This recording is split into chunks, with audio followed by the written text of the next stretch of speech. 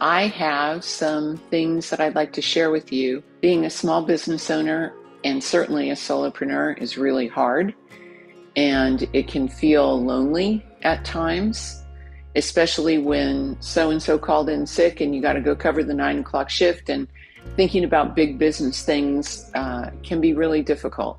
We are all better when we collaborate with one another and we communicate openly and do our best to bring facts and real information and our true opinion to a meeting with calm, discernment, and the willingness to work hard to create space for grace.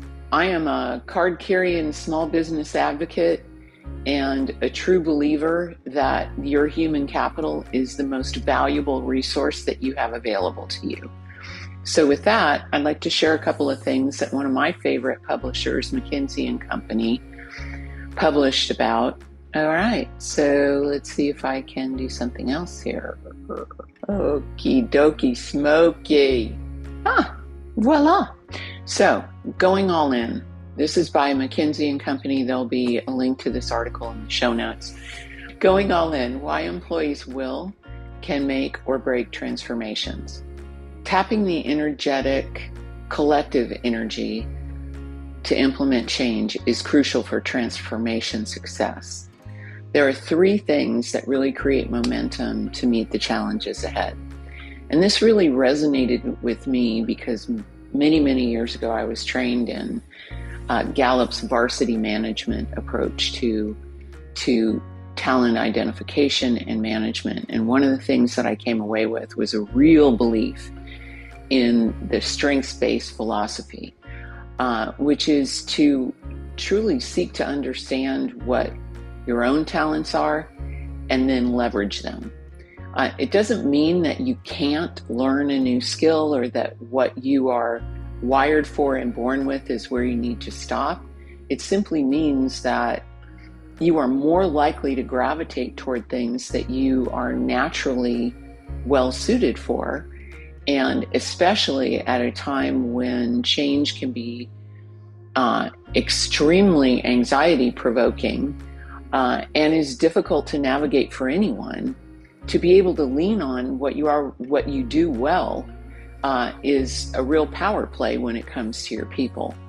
So the first chunk of this is about elevating. And by elevating, we mean a core group of employees, including high performers and talent new to the organization, in the initiative of change, and have them develop specific pieces of that change that they own to both design and implement.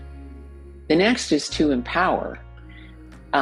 Empower a broader group of employees, including influencers, leaders, and managers, giving them an active role as active a role as possible to amplify the right behaviors and be role models for changes to the status quo. And then energize. Energize employees about the goals of the transformation and what it means for their work, including leader-led storytelling and peer management. So, wow, that's a lot. In Elevate, to choose a core group of people, in my consulting days, we would call this the rule of 10. If you got 10 people on a team, 2 or 3 of them are going to jump on the change wagon and carry your banner for you. They're all about it. They're eager for it, especially if they have the talent to understand and implement it. Then there's the people that are fence sitters. They're in the middle. They need to see what the goals are. Might take a little bit of a wait and see attitude. They will jump on the bandwagon, but they're going to take a little bit more time. That's where you need to empower a number of influencers who can help people who are fence sitters decide to jump on the bandwagon and go with the change. All along, for both groups of people, it's really important for leadership to continue to energize the effort, restate the goals, Make sure that there is clarity, expectations, clear action steps, and then a chance to look at what happened, discern what's going well, what isn't, what you need to do more of or less of, and then continue on the path to change.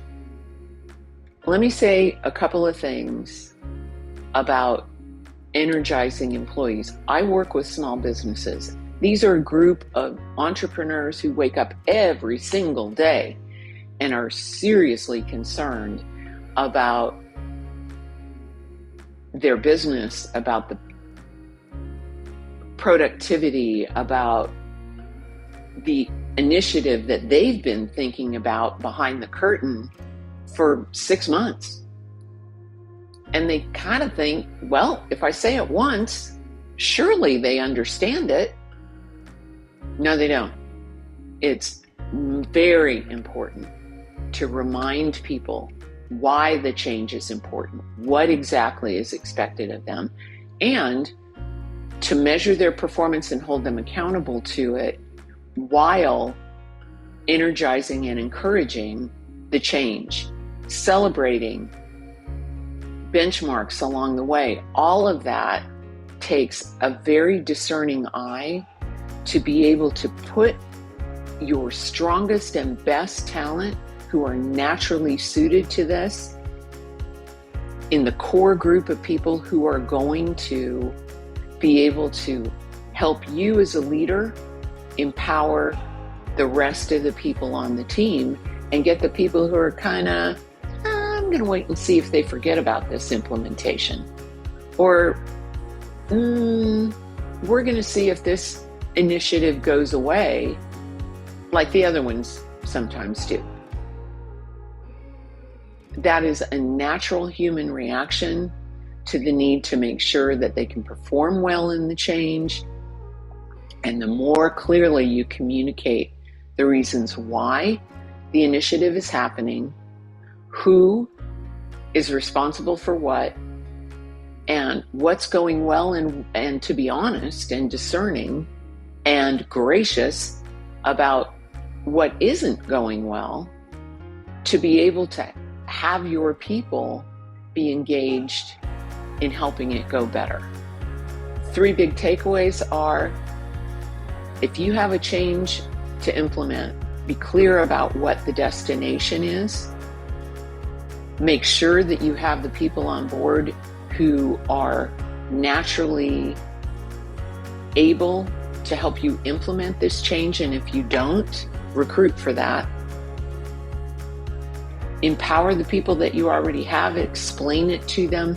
Make sure that if you see a little sparkle in somebody's eye, that this is an exciting thing to him or her, that you energize the effort and all employees about the goals, and tell stories about how people have participated, and look for opportunities to celebrate. Because when you do celebrate progress, people are more engaged in helping you get the rest of the way to the goal, helping you implement the change at a very high level. It is not easy to organize a change initiative. If you feel like you need a little help designing it, if you feel like you need a little help introducing it, a facilitator and the right creative process can help you. So if you've got something on the horizon and you want to talk about it, click the link below and let's set a time to do that. Thank you.